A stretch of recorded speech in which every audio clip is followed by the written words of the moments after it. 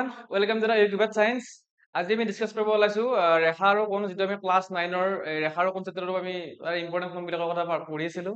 তাৰে part 1টো already আমাৰ discussion হৈ গ'ল। আজি আমি ডিছকাশ্যন কৰিম পাৰ্ট 2টো, ঠিক আছে। তো এই পাৰ্ট 2টো আমাৰ কি আছে, কেইটামান ইম্পৰ্টেণ্ট কোণ আমি লৈছোঁ, ডিছকাশ্যন কৰিম সেইকেইটা বিষয়ে। আৰু যিটো আমাৰ ফাৰ্ষ্ট পাৰ্ট হয়, তাতে আমি কেইটামান অলৰেডি ডিছকাছ কৰিছোঁ। তাৰে ৰিমেইনিং যিকেইটা কোণ আছে সেইকেইটা আমি এই পাৰ্টটোত ডিছকাছ কৰিব ওলাইছোঁ, ঠিক আছে। তো আজিৰ আমাৰ কোণ কেইটা হ'ল, ফাৰ্ষ্ট এংগল ইজ সন্নিহিত কোণ, ঠিক আছে। প্ৰথম কোণটো আমাৰ কি হয়, সন্নিহিত কোণ। ছেকেণ্ডটো কি হয়, ৰৈখিক জুৰীয়া কোণ। আৰু নাম্বাৰ থাৰ্ডটো কি হয়, বিপ্ৰতীপ শীৰ্ষক কোণ। তো আজি আমি এইকেইটা কোণৰ বিষয়ে ডিছকাশ্যন কৰিম।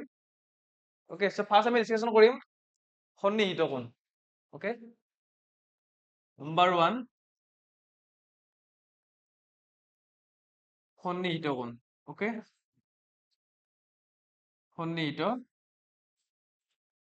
কোণ। এইটো কেনেকুৱা কোণ হয়, এইটো কোণটো দেখাত কেনেকুৱা হয়। চ' মই ডাইগ্ৰামটো ফাৰ্ষ্ট ড্ৰয়িং কৰি দিছোঁ। এটা পইণ্ট থাকিব আৰু এইটোৰ পৰা এনেকে এটা লাইন থাকিব, এনেকে এটা লাইন থাকিব, আৰু এনেকে এটা লাইন থাকিব। অ'কে, তো যদি মই এইটো অ' বুলি কওঁ, ঠিক আছে, অ' বুলি কওঁ, এইখিনি যদি এ বুলি কওঁ, এইটো যদি বি বুলি কওঁ, আৰু এইটো যদি চি বুলি কওঁ, তেতিয়াহ'লে এই দুটা এংগলক, এই এংগলটোক আৰু এই এংগলটোক কি বুলি কোৱা হয়, সন্নিহিত কোণ বুলি কোৱা হয়, ঠিক আছে। তো ইয়াত আমাৰ কি থাকে, ইম্পৰ্টেণ্ট পইণ্টটো হ'ল যে ইয়াত কি থাকে, এই কোণটোৰ এটা কমন পইণ্ট থাকে, ঠিক আছে, এটা সাধাৰণ বিন্দু থাকে, আৰু এটা কি থাকে, এটা কমন লাইন থাকে। এইটো কমন লাইন অ বি, আৰু এই লাইনটো দুইফালে কি দুটা লাইন থাকে। অ'কে, তো সেই যেতিয়া আমাৰ এনেকে এটা এংগল থাকিব, য'ত আমাৰ কি থাকিব, এটা কমন লাইন থাকিব দুটা এংগলৰ মাজত, আৰু এটা কি থাকিব, এটা কমন পইণ্ট থাকিব, তেতিয়া আমি তাক কি বুলি কওঁ, সন্নিহিত কোণ বুলি কওঁ, ঠিক আছে। এটা ফাৰ্ষ্ট হয়। তো আমাৰ ছেকেণ্ডটো কি হয়, ছেকেণ্ডটো হ'ব ৰৈখিক জুৰীয়া কোণ।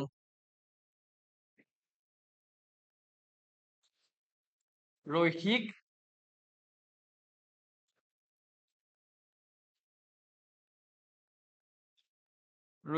জুৰীয়া কোণ। অ'কে, ৰৈখিক জুৰীয়া কোণ।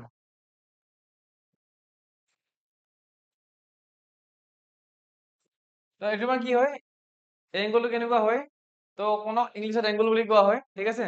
তো এই কোণটো কেনেকুৱা হয়, ধৰা হ'ল যদি আমি এটা লাইন লওঁ এনেকে, ঠিক আছে, আৰু এটা যদি এটা পইণ্ট লওঁ, এই পইণ্টৰ পৰা এনেকে লাইন টানি দিওঁ, তেতিয়াহ'লে কি হ'ব, এইকেইটাক মই কওঁ এইটো এ বি চি। অ'কে, এইটো অ' বুলি কৈছো মই।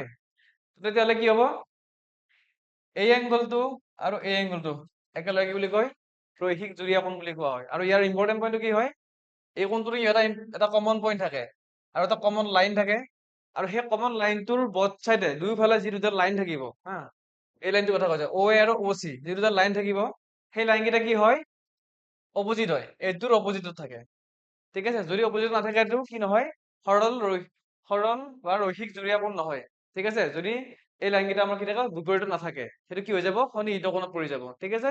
তো যিহেতু আমাৰ চোৱা এই লাইনটো আৰু এই লাইনটো সম্পূৰ্ণ বিপৰীতকে আছে, আৰু ইয়াতে আমাৰ কি আছে, কমন লাইন এটা আছে, আৰু এটা কমন পইণ্ট এটা আছে, সাধাৰণ বিন্দু এটা আছে, ঠিক আছে। তো ইয়াৰ আমি কি বুলি ক'ম, তেতিয়াহ'লে ইয়াৰ নামটো হৈছে ৰৈখিক জুৰীয়া কোণ। আৰু ইণ্টাৰেষ্টিংলি কি হয়, এংগল এ অ বি, মানে এই এংগল এ অ বি আৰু এংগল বি অ চি, এই দুটা এংগল যদি মই প্লাছ কৰি দিওঁ, এংগল বি অ চি, ইয়াৰ ভেলুটো আহিব কিমান, 180 ডিগ্ৰী। চ' ৰৈখিক জুৰীয়া কোণৰ আমাৰ যেতিয়া এড কৰি দিম বা যোগ কৰি দিম দুটা কোণ, তেতিয়াহ'লে কি হ'ব, ৰৈখিক জোৰটো যোগ কৰিলে কিমান আহে ভেলুটো, আমাৰ মানটো আহিব 180 ডিগ্ৰী, ঠিক আছে।